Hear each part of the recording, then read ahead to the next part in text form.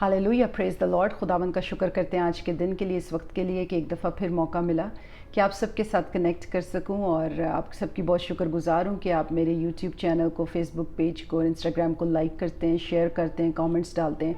इन सब से मुझे बहुत इंकरेजमेंट मिलती है। खुदावंद आप सबको बहुत बरकत दे।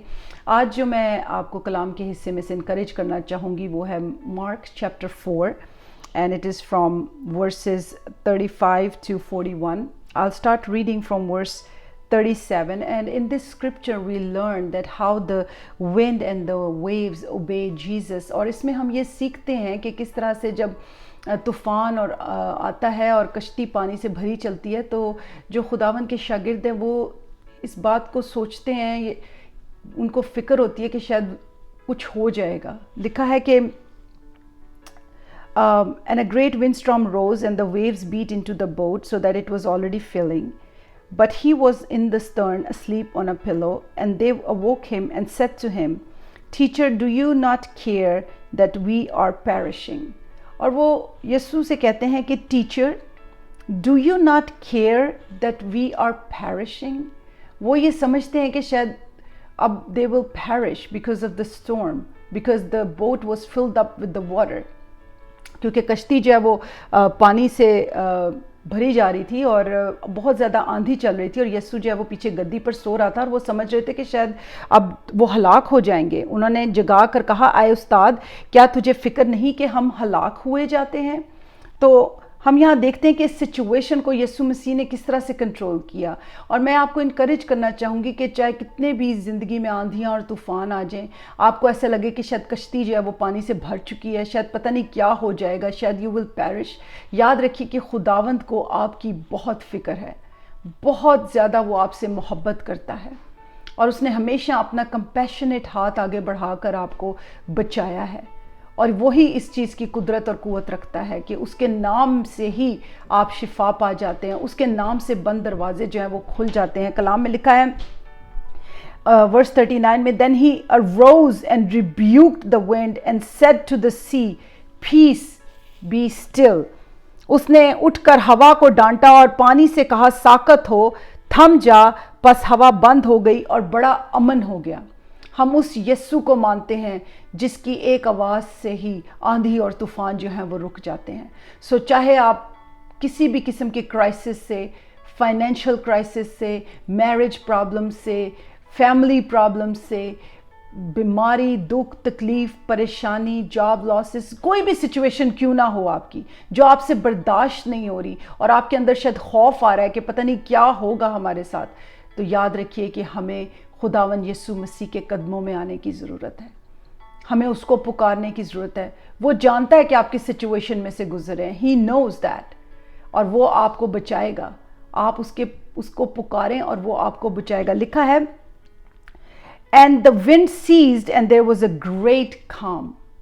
जब यीशु ने हवा को डांटा और लिखा है कि he rebuked the wind and said to the sea, peace be still, and the wind ceased and there was a great calm. But he said to them, why are you so fearful?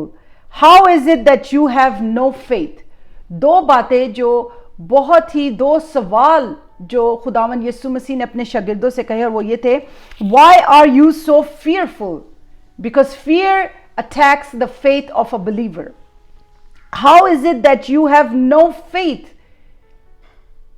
When the boat was filling up with the water, जब कश्ती जो है वो पानी से भरी जाती थी और वो समझ रहे थे कि शायद वो पैरिश हो जाएंगे, तो खुदावन को पता था कि ये इनका इस वक्त फेथ जो है उसके ऊपर फियर जो है वो आ रहा है।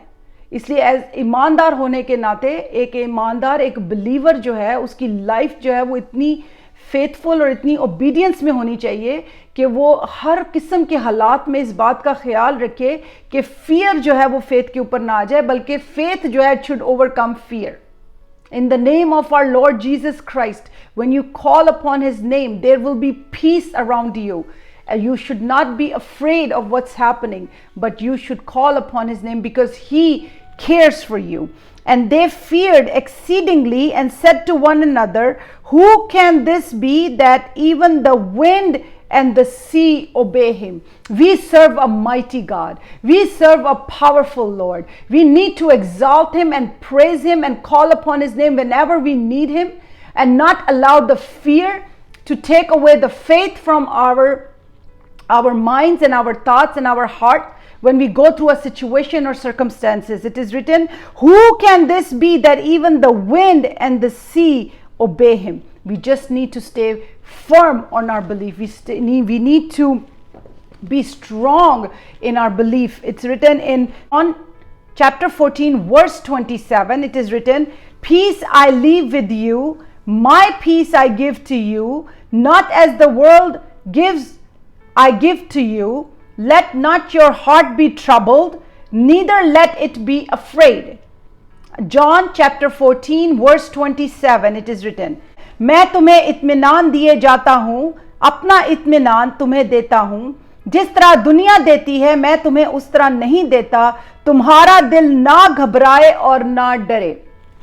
जब आपका दिल घबराता है, जब आपके अंदर डर और खौफ आता है, तो ये इब्लीस की तरफ से होता है.